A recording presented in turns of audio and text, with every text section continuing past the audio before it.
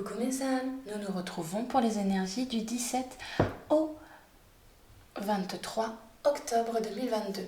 Voyons voir ce que les énergies du ciel et des planètes, des étoiles, vont nous apporter dans cette semaine.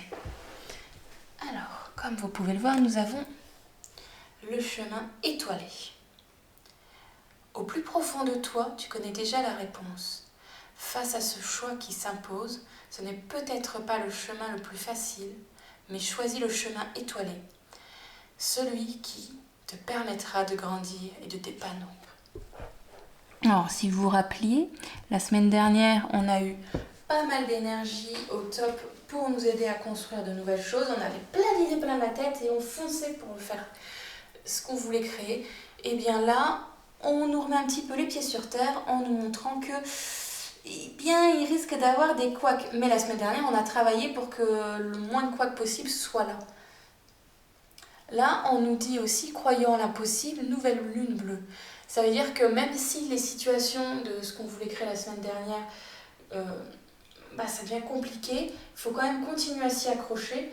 On va vous mettre cette énergie de croire encore, d'essayer d'y croire encore au plus profond. C'est ce qui va être le plus important justement pour pouvoir continuer l'aventure dans cette création.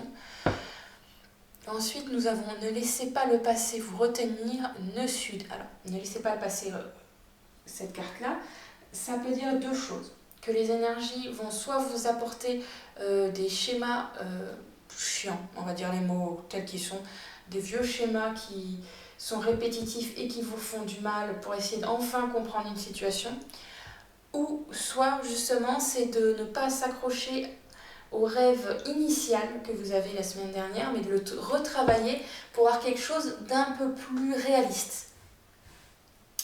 Et ensuite, nous avons communiqué et la clé, nouvelle lune en Gémeaux.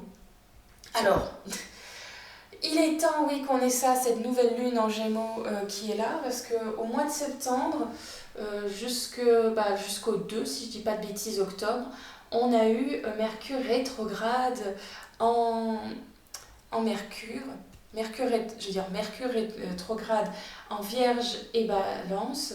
Donc on était en plein dans le rétrograde de la communication, en plus de la communication terre à terre avec la Vierge, et dans la communication, dans tout ce qui était papier un peu compliqué, et tout ce qui était dans ce qui est, égalitaire, quoi. On n'avait rien au niveau de la communication, était alors pouf.